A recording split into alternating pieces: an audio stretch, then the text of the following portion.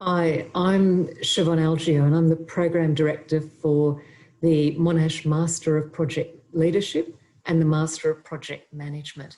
And welcome to this, our series of In Conversation with Industry Leaders. First, I'd like to acknowledge the people of the Kulin Nations on whose land we are gathered today and pay my respects to their elders past and present. Today, our panel will talk about how they motivate and mobilise project teams as we reflect on resilience and the behaviours. We'll hear from Leanne McCormick. She's the National Manager, Assurance Capability and Engagement, Transformation Projects Group at Services Australia. Neil Maxfield, who's the GM for Projects Capability at Woodside. Peter Moutsatsos, Chief Project Officer at Telstra. And my colleague in the Monash Business School, Richard Foster, who is the Chief Examiner and Unit Coordinator for Consulting Projects, and he'll be helping out with the conversation today. If you have any questions of the panel, please pop them into the Q&A function and we'll share with the panellists and discuss during the session. We're also going to send you a link to the recording of the webinar after we've finished. So I'll start the session with a question for Leanne. I'm interested in how you'll be able to manage and motivate your project teams while adjusting to an increased focus on the flexibility while we're resetting expectations about the way people are working, or they're not, and at this thing called project speed. Thanks, Chivonne. So we had within our organisation, we run a lot of projects. We also have a big operations base as well. So with the onset of COVID-19, the demand for service management, call taking, customer management and so forth went through the roof overnight, and we still had a significant ambitious government agenda of transformation projects and infrastructure changeover underway as well. So we had two challenges, both to keep projects going, sending people home to keep working on projects, so dispersed teams and so forth and how they worked, and reprioritising scope to the most urgent things. And then the other component was actually a slightly novel concept, because we diverted 40 to 60% of our project teams onto call support and customer support work. So we weren't in the process of where we had to train people in how to run projects and so forth. We actually had to train them and motivate them how to support customers and step away from their core source of expertise. So that was our challenge. I think we were really lucky from a motivation perspective, in that people wanted to help. And they actually didn't mind stepping away from their day job, so to speak, to be able to redivert into the new requirements. Since then, we've obviously, the hill of customer demand has been, climbed, conquered, and the rest of it, and we've moved back more into a traditional project cadence. And I think that's probably been, we've been able to take the learnings from that, the lived experience of the teams working in the systems that they're trying to update and so forth, and then be able to build out further scope in the digitisation and transformation space as well. So it's been quite an encouraging process, but absolutely dependent on the people in those project teams. Leanne, if I could jump in there, I was going to ask you a bit about the people in the project teams. Did you find that that there was some diversity within the teams as to how they responded to challenges like this? Yeah, look, it certainly varied from team to team. So the quickest way, for my team, which I diverted about 80% of my particular team at the time to other activities, and some of it was actually workforce management. So we actually pulled people from a whole lot of other agencies and so forth. They didn't know their way around the buildings, how to access our intranet and so forth. So, they were just doing the very basic stuff.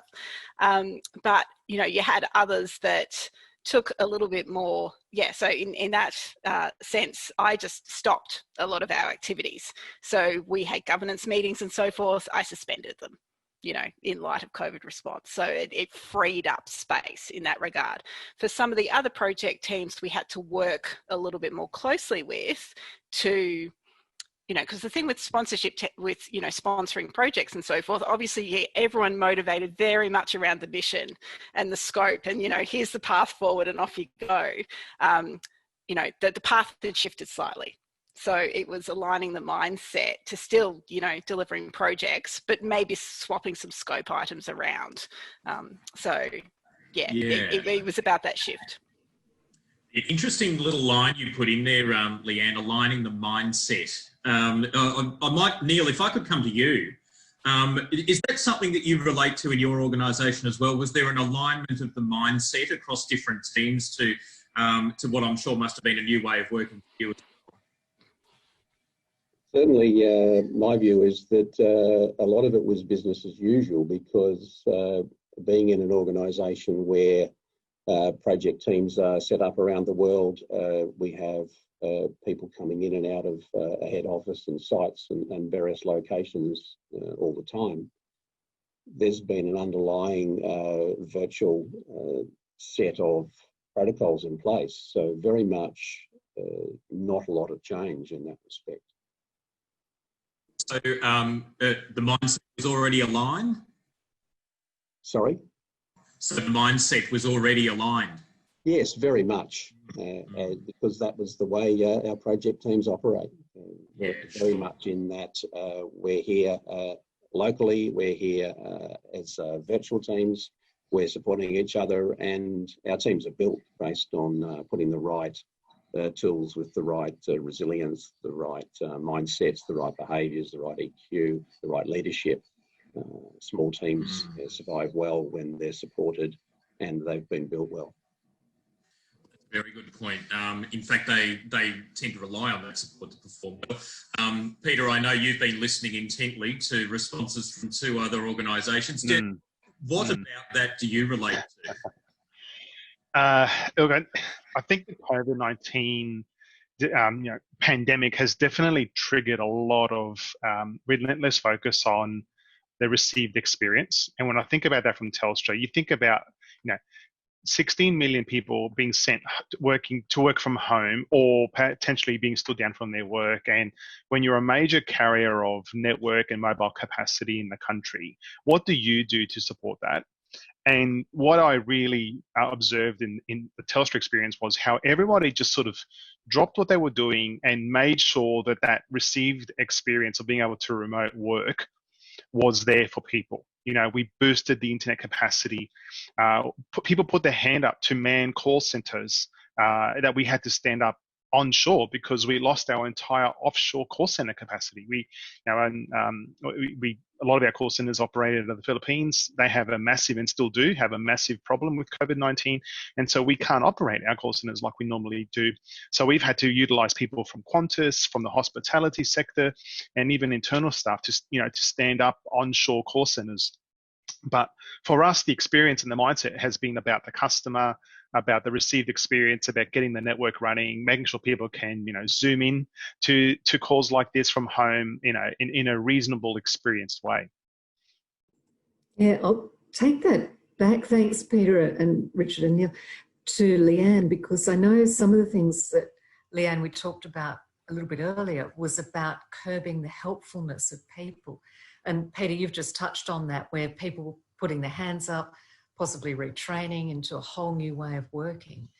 How did you deal with that, Leanne? Because that's something when you've got teams of people being reallocated, reprioritised projects, and then the motivation, which might be too much. Yeah, so I think the rediversion, if you like, so certainly around the helpfulness, because it was a natural impulse on the part of most staff. So, and we, the Telstra, again, our dependency on the networks and so forth. So in terms of load and so forth, we were very dependent on Telstra and, the experiences. So for Services Australia, the reason why people were helpful, because in many instances, our staff, when they were still working in the office, they saw the queues outside Centrelink, right, that occurred, after the announcements by government and so forth. So there was that automatic kind of component. From a project mobilisation approach, if you like, was very much taken to how we diverted people, how we trained people, how we, assess. So we actually have a internal kind of rating, if you like, of skill tagging and so forth. So a lot of our project people actually used to be ex-service delivery people. So, you know, they were prioritised as the first waves to go across, take the updated training. We had people from Qantas and Virgin and so forth as well come in and help share the load. They were put on specific claims and trained in that way. So it was very almost, yeah, regimented sort of project mobilisation with just a touch of paramilitary probably to you know, working out what needed to be done and running the campaign. So yeah, thanks, Leanne. And then going back to Peter, when you're dealing with these diverse and distributed project teams, we're talking about here, and you've mentioned this before in discussions about psychological safety. And in your experience, this potential overload of cognitive attention that the project teams have to deal with, how have you managed to create that virtual space where team members can develop the resilience, they can then still deliver the appropriate outcomes and stay psychologically safe? Yeah, look, it's a very important point, Chivonne, and psychological safety is still an emerging area of cognitive development, I think, in a lot of areas. And a lot of people sort of know of it, but maybe don't know of it by its name. But I sort of see it as trust. So do you have the trust in your team to continue to deliver when you are now all remote? And the way you help ensure, that way we help ensure teams remain psychologically safe is that we encourage them to put their hand up and say, I'm a bit flat today. I don't have a lot to do today. Would someone like me to help them on something else today? You know, and to be able to admit and to be okay with saying, I don't have to sit in front of my computer today from 9 to 5. I just don't have that much to do. And it's very powerful to be able to say to people that it's completely fine to say that.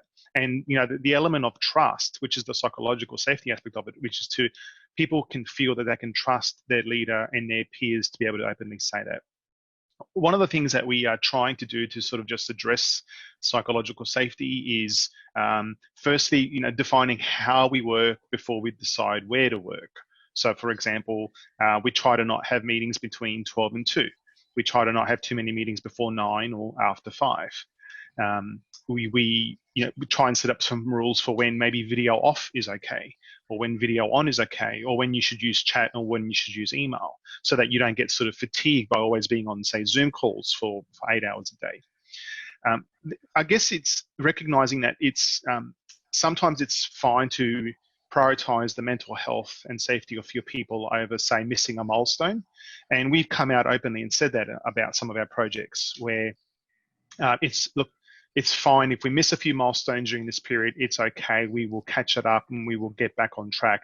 But what's more important is that we don't lose our people, and that our people remain connected and feel that they can be trusted, can trust their leaders, and the leaders can trust them to stay, you know, connected in the team.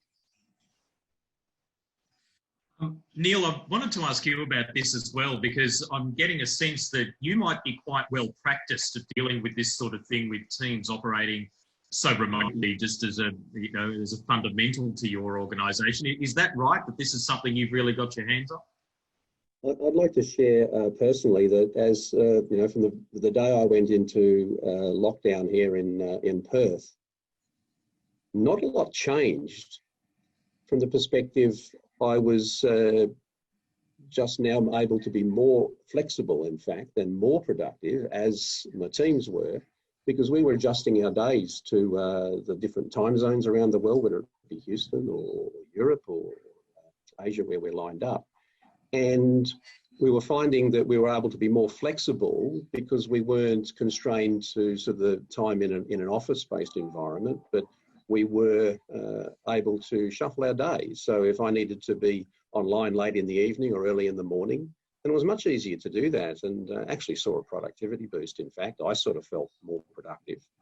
And it meant that in that support space that Peter's talking about just now, we had individuals and teams collecting together, putting on uniforms of a fun nature, masks or hats or whatever it might be.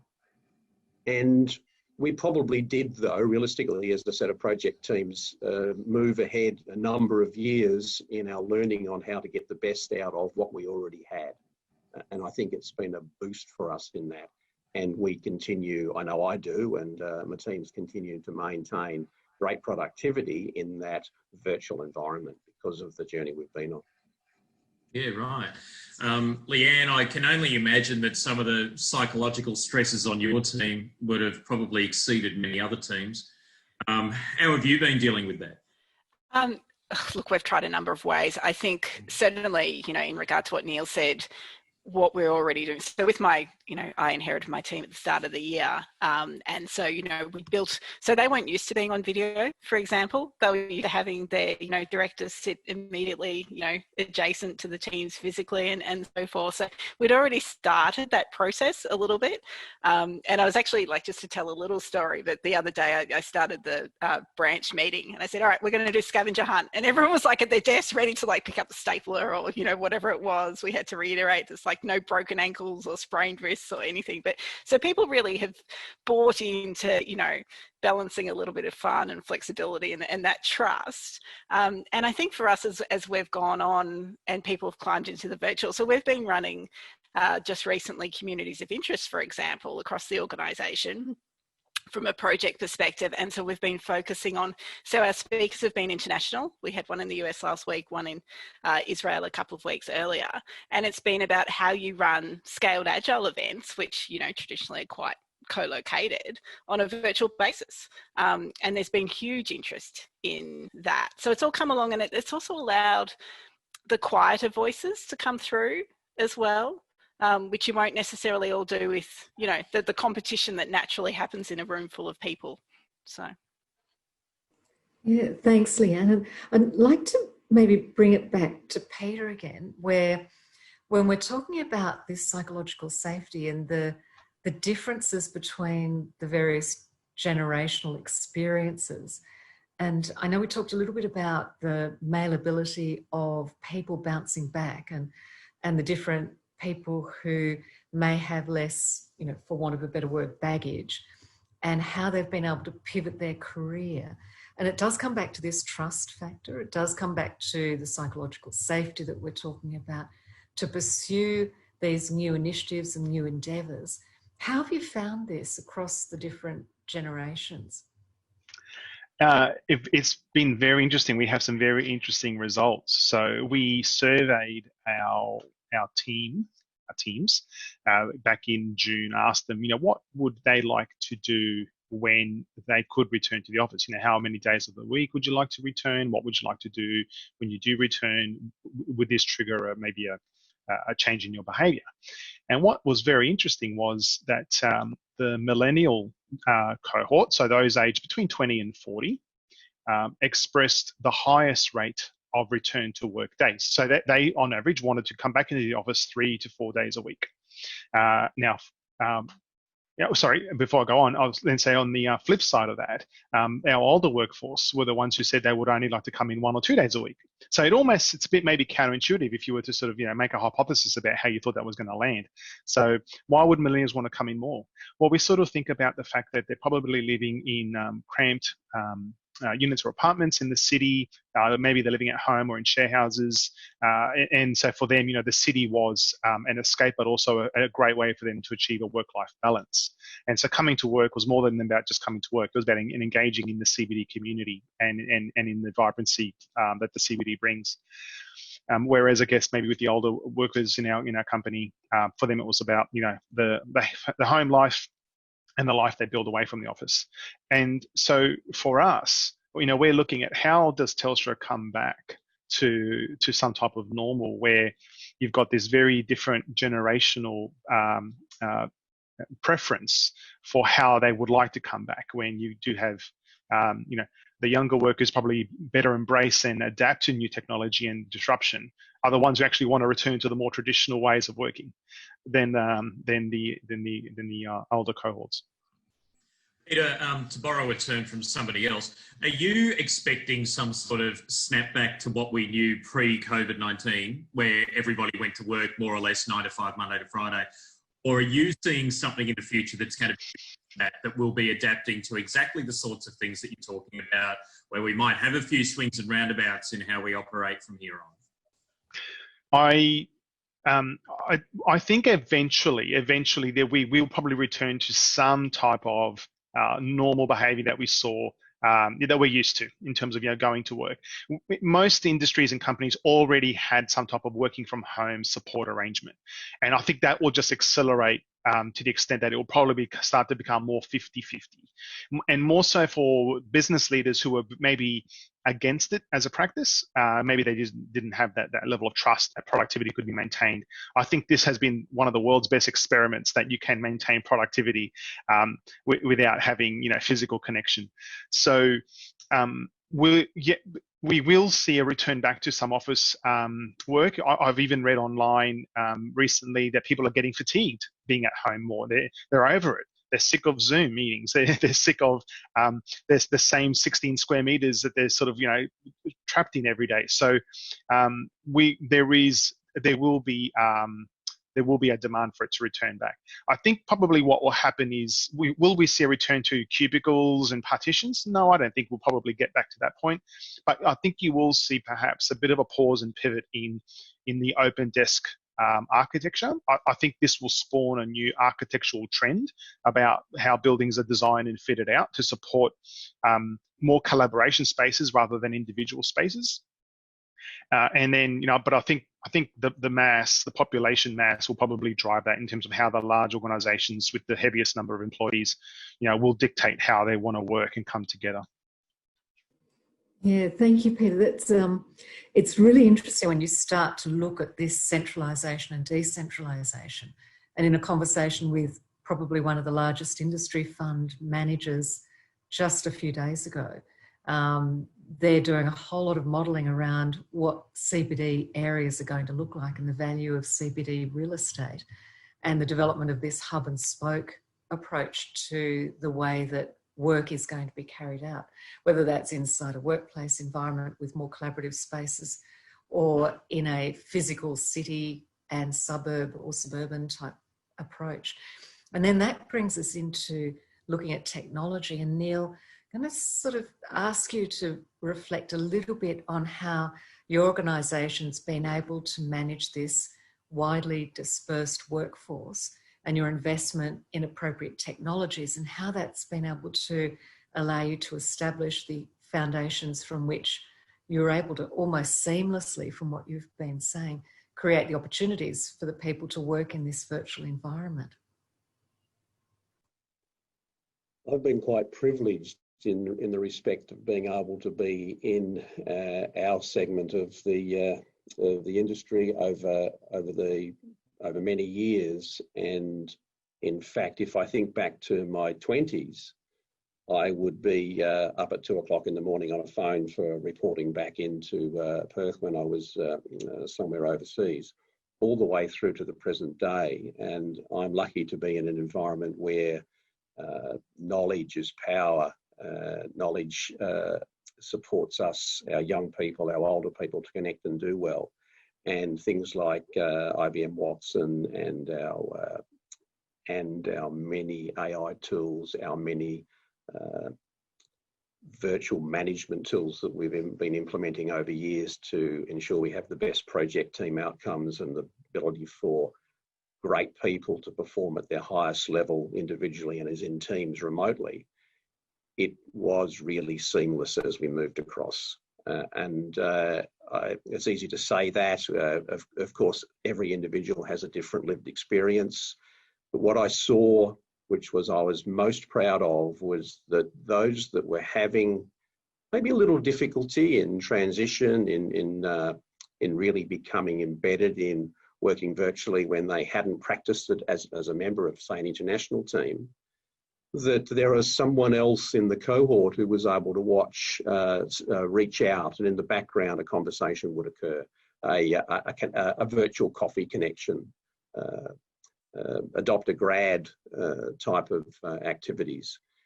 And so because that foundation was strong, I really saw, as I mentioned earlier, an exponential growth in the ability of our teams to be productive, to connect, to deliver, to undertake individual work and group work. And we were lucky here in Western Australia where we weren't shut down for as long at home. And so as we've seen a move back into office, we've seen a retention of that ability to have use the best out of the tools and update the tools where we needed to. But it really is tweaks rather than a major change in the tools. The major change has occurred from us just believing and realising the power of being able to operate through multiple modes and in multiple realities at the same time. Quite powerful. Yeah, and Neil, you were saying earlier too that there are more people coming back into the office, and so they've got the ability to more or less work wherever they want. And that's building on Peter's comment about what do we do with the people once they are back in an office situation to ensure that the productivity is not only maintained but possibly accelerated. How are you dealing with that? In our situation, we have a world-class facility here in Perth that is set up for enabling collaboration, whether it be a bump on a stair or it be working outside in the outdoor area or going for a walk on the campus for a walking meeting. What we've seen is that as people come back in, they're more inclined to use the whole of our campus, the whole of our facility. Whether it be yesterday morning, I started the day with a mother who had her youngest daughter in with her in our collaboration area as she was keeping an eye on her in an area set up for children to work with their parents. And we conducted a great meeting, and we've learned through the virtual environment to be more connected with our people, to have met the children quite often in some funny circumstances, some children breaking in or whatever and becoming part of the conversation. But we've really started to feel more comfortable about bringing whole of self to work as well, and the rapid change in inclusive work behaviours and tolerance of everyone's in a different circumstance. That shouldn't take away from the value they bring into the work role that we're conducting, and allowing that to mix a little bit more. We're all human. It helps us to actually feel more connected. And I think I'm convinced we're seeing inclusivity go through the roof. Yeah, thanks, Neil. There's a question also, sorry, Richard, I'll come back to you. There's a question that we've got in our discussion, which I'll pass to Peter because it was a question aimed at Peter, and it builds on the productivity sort of discussion we've just had. And the question, Peter, says, are you able to gauge if the productivity level at Telstra is the same or less or higher during the work from home period as opposed to before this COVID-19 situation? I would say it started high and it's probably fallen a bit, and I'll explain. So when we went into the first lockdown, when the nation went into the first lockdown in March, we went into it with a healthy pipeline of work. Teams, groups all had live projects, live initiatives they had to work on and were working on. The pipeline, 6 months later, is starting to dry up. And what normally would happen in normal business conditions is you obviously have your downstream teams that are busily building work and features and resolving defects and the like, for your customers. But you also have a major sales account executive function that's growing business at the upper end, continuously feeding the pipe. It's been very difficult, and it wouldn't just be Telstra, a lot of organisations, it would be very difficult to have been maintaining that pipe. And so trying to have a nice, robust pipeline of work over the last 6 months has been difficult. And what we're now probably starting to see is less of a flood, more of a trickle. And so maintaining productivity is going to get harder and harder to do. The other thing that we have to be mindful of, and this probably does come back a bit to psychological safety, is we have to be mindful that we're not seeing people logging on to their computers too early, staying logged on too late at night, because hours online doesn't mean hours of effort produced. Just because someone's working 12 or 14 hours a day, which they shouldn't be, but even if they were logging on for 12 hours a day, doesn't mean they've done 12 hours of productive effort work. So we've got to be very careful that people aren't trying to portray a level of productivity when really, you know, they should be able to maybe look to see what else they could be doing to support other parts of the business that are perhaps struggling to deal with, you know, an increase in workload as a result of the pandemic. Thanks. So yeah, I'm not sure if that answers the question, but it's no, that's an excellent sort of review of what Telstra is doing. And Leanne, how are you finding it with the work that you're doing with the teams, particularly if you're gauging productivity? How do you actually measure that, apart from the motivation, which is what we're talking about as well, behaviour and resilience? How do we actually look at the teams and the output or throughput that's carrying through this period of time? Sure. So we've got a couple of things. So obviously, most of our deliverables and so forth, you know, oriented around the customer support or, you know, better streamlining of back-end processes are highly visible. So if we don't get them done, you know, you can see it, the impact quite quickly. So I think that's helped. I think also the response to COVID-19 has really smashed any, you know, possible lingering doubt about the ability of teams to be productive, unsupervised, working remotely. You know, like we're actually treating people like, you know, competent, you know, people able to do their jobs, right? So I think for us also, we don't have the issue with the start of that pipeline slowing down just because of the way we're funded and our deliverables and so forth. So, you know, for our big transformation projects, tranche 3 ended, tranche 4 kicked off at the, you know, beginning of the financial year, budget had been approved and, you know, off you go. So, I think the biggest component for us is maintaining quite a high level of productivity with ongoing, like we just haven't had a lot of downtime. It's been the biggest thing. So how you manage fatigue through that process as well. Yeah, thank you. Thanks. Leanne, if I can maybe just add to what Leanne was saying, and just to give an example of productivity, you know, we talk about it from the person, you know, a people's perspective, and how technology supports productivity.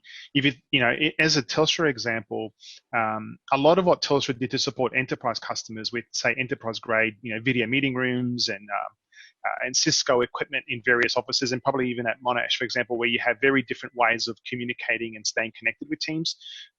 We found that the COVID experience has also meant, you know what, Zoom works really well, Microsoft Teams works really well. Do you need these really big, expensive Cisco, Ericsson systems to do what, you know, software on a browser can do? So, you know, even things like that are being challenged. You know, we're challenging not just how we work, but we're challenging the tools and the software that we thought needed to be enterprise grade are holding up fine. So that also presents to the challenge. Yeah, thanks, Peter. Particularly when you're looking at the use of software that might be enterprise-wide software, like Neil was talking about with Watson, and building these systems.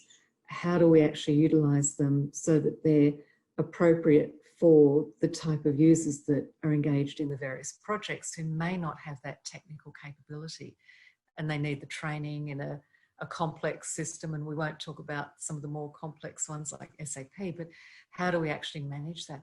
So I'm going to pass it on to Richard, because particularly when we're talking about this downturn and upturn, and how do we prepare the project teams so that they're ready to take advantage of when we do bounce back or snap back, I think you were saying before, to ensure that we are ready for this new way of working, however that's going to be, because there will be people who will want to stay in the same track and either work from home or come back and work the way they used to, and nothing's going to be the same. So what's your perspective on this? And then we'll go to each of the panellists to talk about their perspective.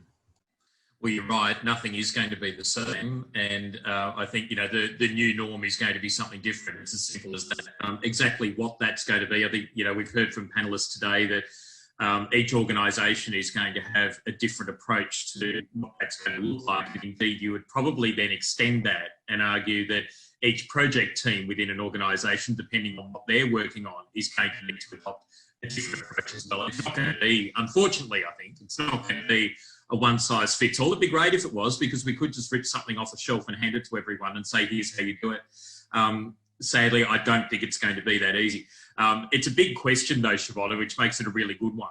And it's probably something you could do a whole nother webinar on, that, you know, maybe if I could drill it down to one or two, you know, key points, I'd be saying when you're looking at assembling project teams, you know, one thing that we need to turn our minds to now in this, you know, changing environment and very unique environment is, I mean, everybody says it's unprecedented, and that's because it is.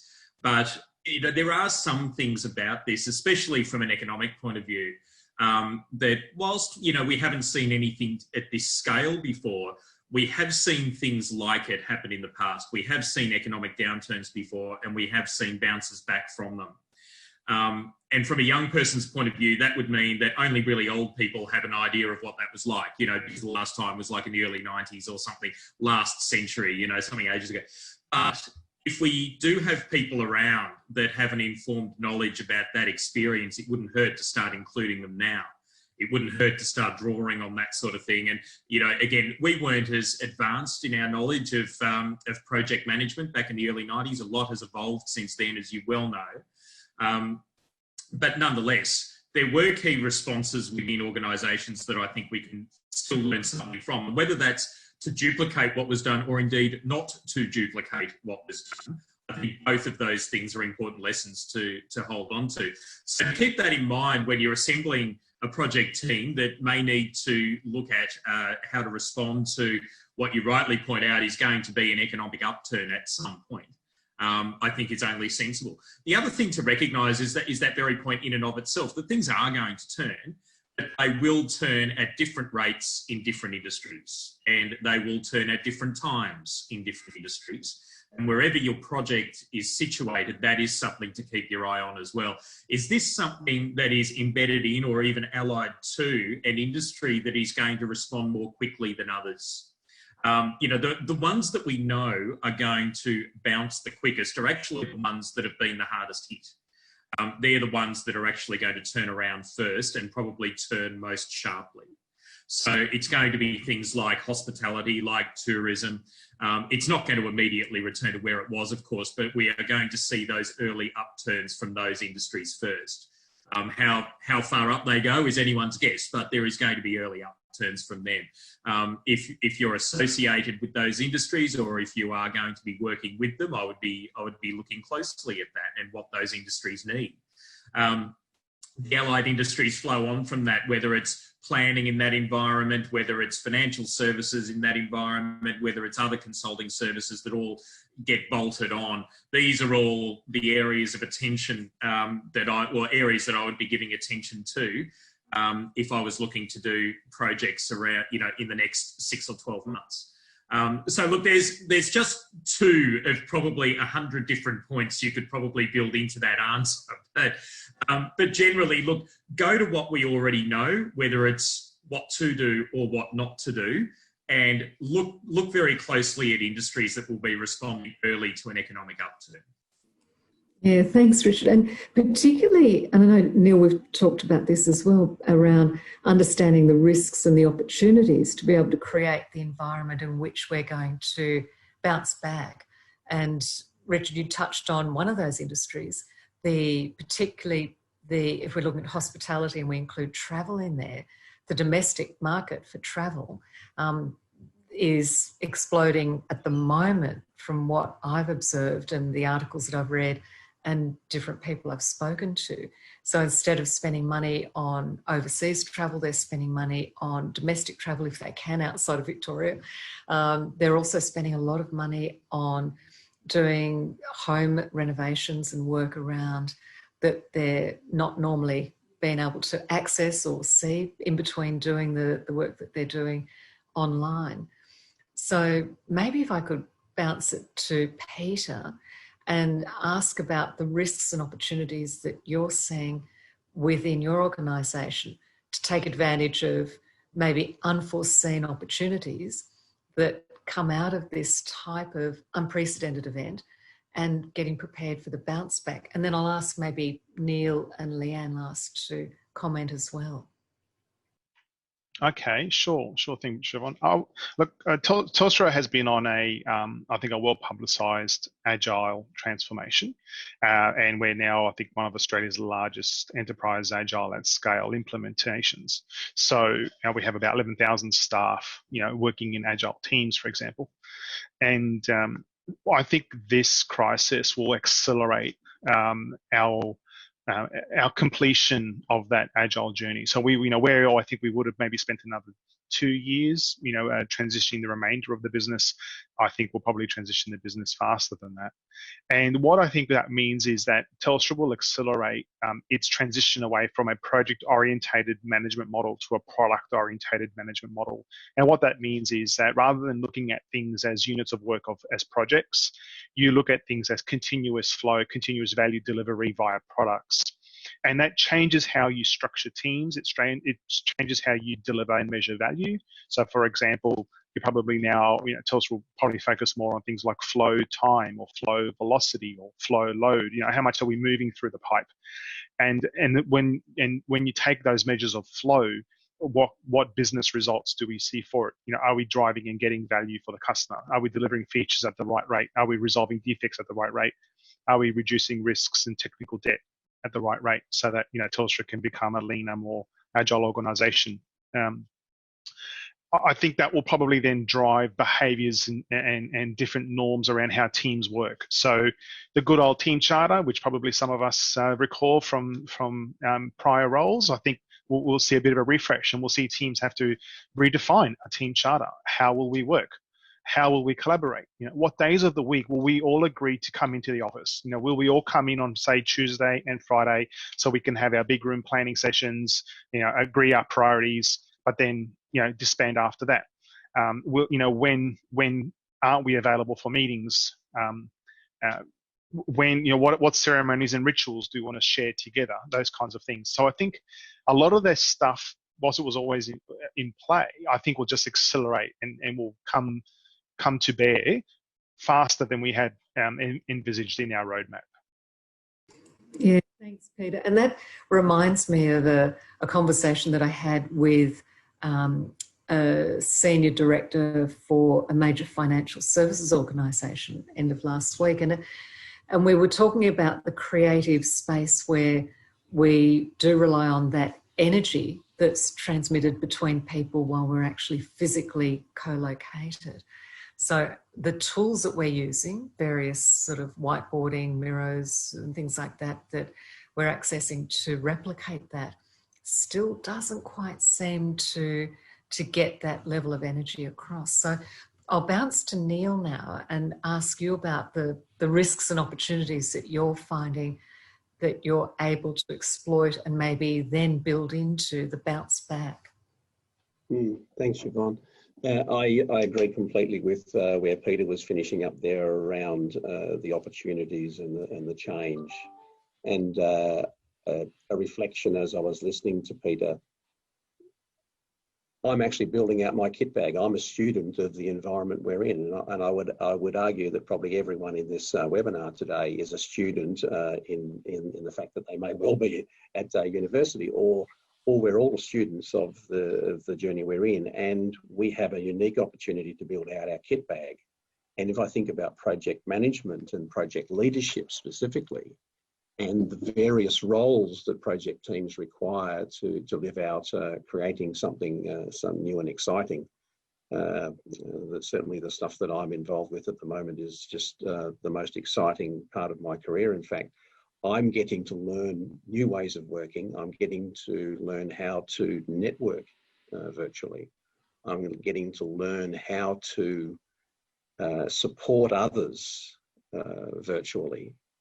Being able to read when it's time to get on the phone and have a one-to-one, or being able to ensure that, as Leanne talked about earlier, that and to watch and see that the team is all having a part to play in decision making, in meetings, etc. And the ability to share knowledge through telling a story or two or three, and being able to share. I've just started some reverse mentoring recently with a couple of graduates where they're helping me to learn and understand about their journey, so I can better look at how we modify our processes, our tools, our ways of working to better fit all of the different ways that each individual from their background, whether it be internationally or locally, that we can support all of them to find some new ways to operate, build up their own kit bag of project management and project leadership knowledge. And particularly, I come back to our knowledge areas that we teach in project management, is that I'm seeing now a lot more focus, again, as Peter touched on, the interactions, the communication, being able to describe how we're going to operate, being able to describe when we will come together, for example, with those meetings. All of those things are becoming now so important. Of course, they always were. And I'm actually excited because I think this is the change that, whilst we didn't want to have it clearly, we're taking advantage of it, and there's so much more yet to take. Yeah, absolutely, Neil. And if we look at the way that this type of environment that we're working in has, like it or not, exposed areas that may need more attention, that we didn't give attention to in the past, particularly the establishment of robust teams, which is what we're talking about. And I know just within our academic team that I lead, we spend probably more time now than we've spent when we were face to face talking about those areas that are required in regard to motivation, what is keeping us awake at night, how are we managing our workload, and particularly around the way that we're actually working with our students and managing any special issues that might be present, particularly supporting those that may be still in Australia and unable to get back home. What are we doing? So we're looking after much more of our psychological safety, or the way that we're actually managing our mental health, which probably hasn't been as high on the priority list, unfortunately, when we're in the cut and thrust of delivering our projects. So Leanne, I'll flip to you now and just see, how are you setting up your teams to bounce back out, and what opportunities are you seeing that you can take advantage of, or the risks that you haven't touched on yet?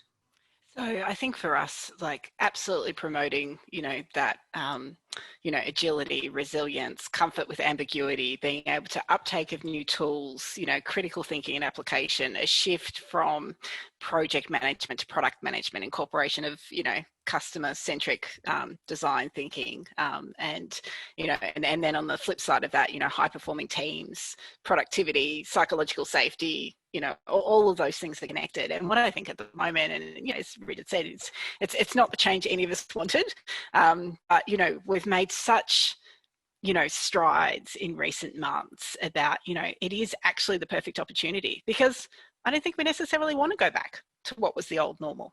Right, we don't necessarily know exactly what the future looks like, but we know that there had to be a quantum shift in terms of how teams connected, in how organisations architect themselves, and how you work to get things done. And so I think everything's been shaken up quite nicely. We're all surviving, and I think those soft skills are really critical to that as well, and looking after your colleagues and reaching out, and whether it's reverse mentoring or whatever variety of techniques that we apply, and I think actually the future is really exciting if we can keep that openness to change, and taking the knowledge we know, put other things with it, play with toolkits different ways to go forward. Yeah, terrific. Thanks, Leanne. And Richard, I'll come back to you now, because looking at this bounce back, and I'll ask again each of the panellists, what would be, practicing good project management here, the lessons that you've learned both personally, and you might want to touch on it professionally, just with the last 5 minutes or so that we've got, that you'll carry forward for the next sort of iteration of where we go from middle of next year? Probably two things stand out to me, and I don't think they're going to be overly surprising, but that's how we communicate with our project teams and how we encourage them to communicate with us. As importantly, it's very easy for project teams to become very isolated in this sort of environment if we don't keep our eyes on the ball. And I think as I keep having conversations like this month by month, I find that people are getting increasingly practiced with it and only better at it. No one's going backwards. All the sorts of things that we've been talking about today are actually being absorbed and being put into practice in different ways. No one that I talk to anyway has been overlooking it and kind of ignoring it and hoping it will go away or anything like that. Maybe there was an initial feeling about that very early on in the crisis, but people very quickly got past that, I think, and realised that just wasn't going to make the grade. So now I see people really responding quite well to that sort of thing and becoming, making all those extra efforts we've been talking about to keep our teams included, to keep that sense of belonging and collegial sort of outlook among them. That said, supporting them in their work is another thing. It's not so much just making them feel like they're genuinely part of a team and, and really, involved in contributing. It's helping them do that. And that means, different things to different people in different projects. But it means, I think, that different areas need more specific attention day to day than what they might have in the past. And that's just something we've got to keep our eye on as each day rolls on. Hard to predict exactly how that might manifest. It's just something that we've got to keep in mind. Another general point I wanted to make, because you touched on it earlier, Chivonne, and I think it was worth amplifying, that crises like this act as a really good pressure test. We don't always like what spews out of the gaps, but importantly, we can't ignore them. And, a lot of what does break through the cracks under pressure tests like this do stare us in the face. And it's important that we don't ignore those either. And I know that for some organisations and some individuals, the tendency is to do exactly that. And that's only because they're bloody hard. It's really hard sometimes to get your hands around this sort of stuff and proactively deal with it. But we see it on a macro level. We see the pressure tests failing in various areas. We've seen it in politics. We've seen it in economics. We've certainly seen it in social and public policy. But we can see it in our own organisations too, on a micro level. We can see it in our own projects and how we manage our project teams as well, on a micro level. So if we take those examples from a macro level and go, yeah, okay, I can see where that really stuffed up. I can see how that never worked. And maybe that was something we should have dealt with 50 years ago. Yeah, all true. But what's happening locally for us as well, because that same pressure test applies. What policies or practices or governance measures do we have in our own organisations that are failing the pressure test? Now's the time to look at that, because as we do bounce out of this, over the next year or so, we need to be sure that we can seal those cracks, because a Band-Aid ain't going to do it most of the time. The pressure tests expose the big stuff as much as the small stuff. It exposes the big stuff. And that means, it's going to mean structural reform for all of us. Now's the time to be looking at that and to be looking at how we restructure to keep those cracks tightly closed as we go on. Yeah, brilliant analogy, Richard. Thank you. Neil, you've got your mic off. Did you want to just share? Yeah, I was just thinking, as Richard was talking, the learning environment, the learning mindset that we can really build on.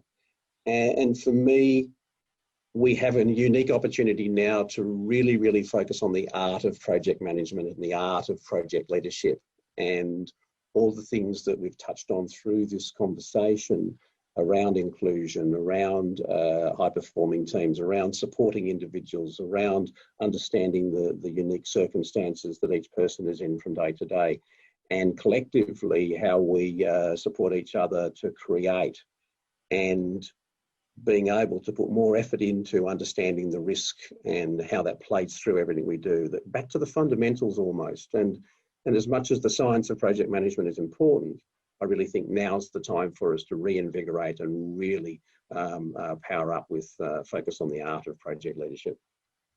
Yeah, love that idea, Neil, about the art and also the space that we create where we learn, and that again comes back to the trust that we have. Peter, would you like to share? Or I've noticed, Leanne, your mic's off. Did you want to share your top sort of learnings? Yeah, I think first just that, so when we had the massive queues earlier in the year and so forth, what it came down to purpose. So, everyone's very busy on projects and you've got your commitments and everything else, but it's like there is 1 million people that needed payments sorted yesterday, right? So it just solved all the, the interorganisational politics that, in normal circumstances takes up a lot of our time to negotiate and navigate. And so I think being able to hold, the primary purpose of an organisation and why we're there and what we're there to do in terms of how we reshape our program teams and priorities, I think is fundamental through the next, 12, 18, 24 months. Yeah, brilliant. Thank you. Thanks, Leanne, because it is coming back to core business. What is our purpose? Why are we here? And sometimes we do lose that focus in the cut and thrust of what do we have to actually really achieve. So, Peter, your top tips. We've got about 3 or 4 minutes left. Yeah, for sure. Look, I think first of all, as project managers, we have to recognise that we are high-functioning knowledge workers. We're on the professional end of the spectrum, and that means that we are committed to lifelong learning.